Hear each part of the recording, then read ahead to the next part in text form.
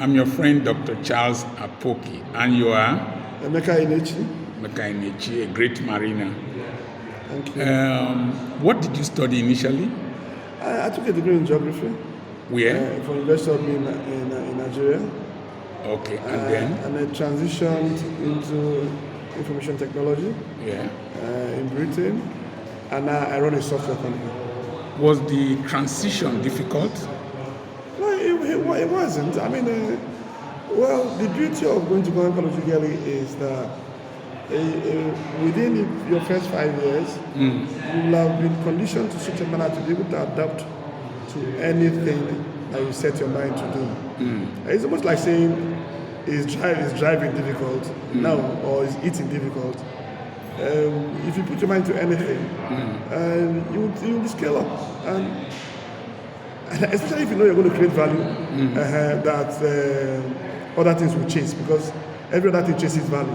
Yes. You understand me? So the sun provides value, and that's why trees have a tropism. Positive phototropism. Yes, phototropism towards it. So understanding that, it's just basically that's how nature is.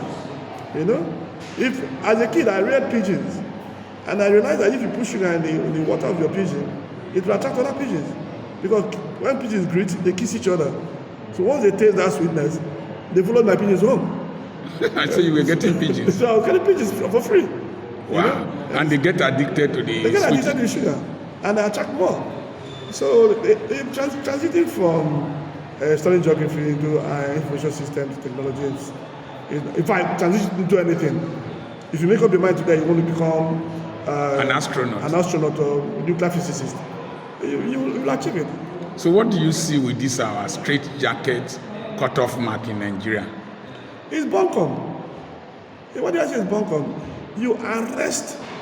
In fact, I will tell you a story which you are very familiar with. You probably met one of our old boys who always had A1 in physics, maths, and chemistry and biology, but always failed English. Yes. For a stretch of 6 years in government college, And what the heck was he doing with English?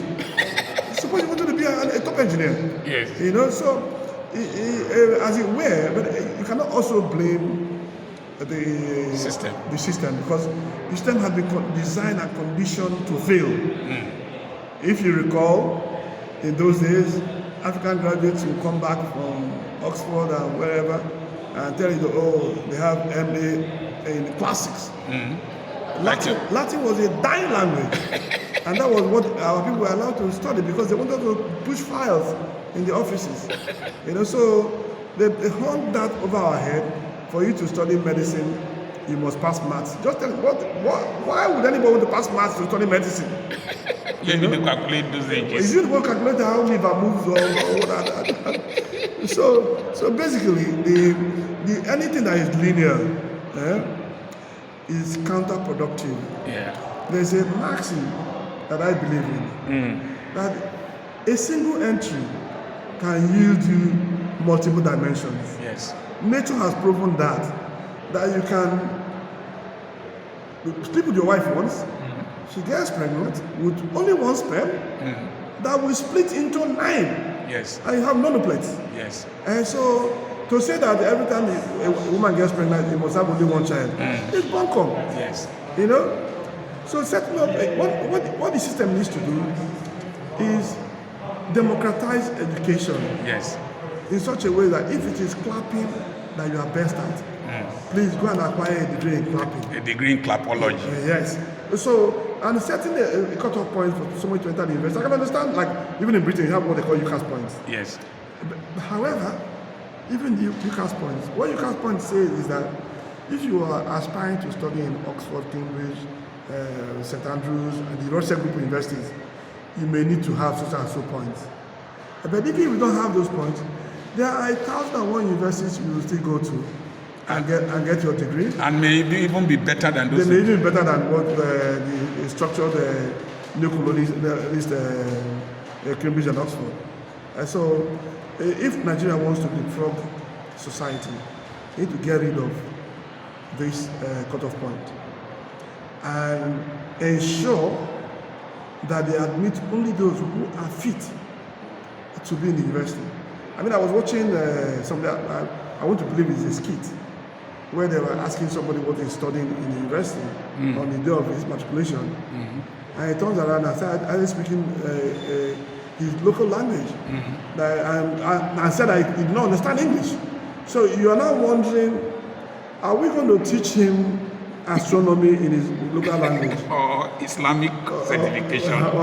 So these are the things that Nigeria needs to get away So from. we should just get a basic method of screening people. Yes. Okay. Now, you went into software. Can you tell us your experience and your contributions? My experience, I would say, has been quite educating, in the sense that what does software do? The software provides solutions to everyday problems. Solutions to everyday problems. Everyday problems, yes. Okay. You have to ask yourself, what were we thinking of where those Germans talked of things like Uber? We were busy forming National Union of Road Transport Workers and creating agberos all over the place. And now somebody has come to take food off our table. Yes. In our presence. You know? So what were we thinking of when Rocket Internet brought Jumia into Nigeria? You get? I mean, and you can say this all up and on and on. Today, you don't even have it. If you go to a barber today, you'll have to wait for your turn. What is wrong in having a scheduling application that books people in and actually sorts out the payment and everything? Yeah. What is wrong in that? I noticed that a lot of transactions here are contactless. You just do online. You don't and go away. Yes. You know? And people think it will deny them jobs. No. It will create other jobs. It will create other jobs, and it will force you to become teachable. Yes. So you can learn new skills. You know? Now, if you ask me if Nigeria has plumbers, I can almost stand and tell you that in 250 million people, Nigeria doesn't have up to 200 plumbers. They just have people who say they're plumbers. They're not plumbers for real, because they have not really truly trained. And when you say you can't train as a plumber, they will think you are insulting them. I mean, the plumbing is one of the needed skills, just like electricians are needed. You know, every once in a while you hear that somebody went in the bathroom and got electrocuted while having a bath. You know, you have to ask yourself why? For the simple reason that anybody can wire anything in the country. You know, in fact, the country doesn't even have a health and safety commissioner. Yes. Does that happen anywhere in the world? Like in this country, if you build this building and HSC says nobody should enter it, that it does not come, nobody will come inside. Nobody will come in. When Nigerians will build estate without infrastructure, there will be no gutters, no pipe-borne water, nothing, and they'll be collecting rent. And when disaster comes, they will blame the devil. Oh, they will say, that's so God wanted. So, because God is mad. God is not mad. Their God must be mad. God that permits such things must be mad. You know? So but I see hope. Like I said, what software does is provide solutions. A lot many young people, or even my own establishment, building fantastic applications that will help solve a lot of problems. So your company handles projects here? Yeah, we actually don't do have clients, so to say. We do that in very rare occasions. Okay. So what we do is we identify teething problems that people have and build a solution to it. Create apps. And send it to the market. So the market? Yeah, we send it to the market. And people begin to use them. You know, you can say in a form of stealth manner that nobody knows who that is. You know, and I mean I use applications. If you're a golfer, you use an application called Gamebook. You know, it's the best way to record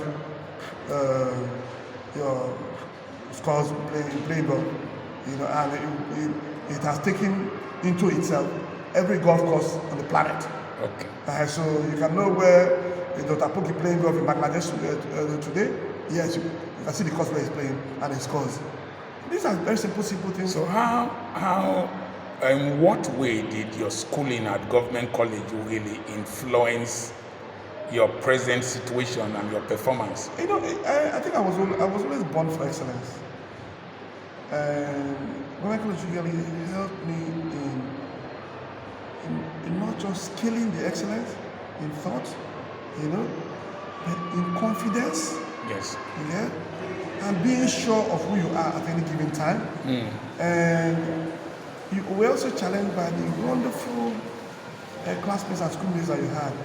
Because you would come from your primary school thinking that you're the best thing that happened since life there. And then suddenly you find people whose brains they use it to make for somebody to eat for breakfast. You know, so it was just quite great. And because government college allowed you not just academics, it also allowed you to take part in every known sport on the planet. Yes. You know? I mean, if you recall, in those days, we're probably the only school in the whole of Midwest that turned out with spike shoes and starters. Yes. You know, in athletics. And people would just be looking at what is it that I carry now? It's just wonderful, you know? So that's interesting. Tell me that your experience when you saw the campus government college. You came from the east. Oh yeah, when I in fact coming to the interview in July 1974 was my first time of living in Igbo land. And when I arrived in Ughelli, the sheer size of the school, and the beautiful buildings and flower hedges just made me. I just talked to my uncle and said, I'm not living here. This is where I'm going to go to school. You're not living in Ughelli. I'm not living in this place. And then we were put in a particular house, a Shaka house. I went out to eat in dining hall. I couldn't locate the house anymore because all the houses looked alike. You know, everyone I entered, I didn't see my uncle inside. You know, until finally somebody helped me, you know, to locate it. So it's such a wonderful place. It's a proper educational environment. Yes. And I think that you know those who thought about going to college Ughelli actually thought about building a school that would serve Africa. Yes. You know, not just in terms of the facilities they had, but in terms of the curriculum. Yes. And the things you are told on your night of brine. Yes. You know, brine. when they brine you, you are told that you've come here to the premier college in Africa. Yes. Where you will be shaped to become leaders of your society, you know, to carve a future for your country. Yes. And that's why I say that if you started class 1 in government college Ughelli as a child, you will not be found in the corrupt practices going on in Africa. Yes. You won't. Yeah, you can find them from people that came from other schools to come and join, maybe from 2, from 3, from and a few bad eggs. And a few bad eggs, you know. But the core government college boy, you know, was just exceptional in character. Wow. You know? Thank you so much. It's been a pleasure. You've been a very wonderful host alongside Sonny Okpodu. But I didn't bully you in school. No, people never bully the intelligent people. Because as Warima would say, they look face. They look face. God bless you. I will call you Mr. Value. God bless you, sir. I remain Dr. Charles Apoki, reaching you from Manchester. Thank you.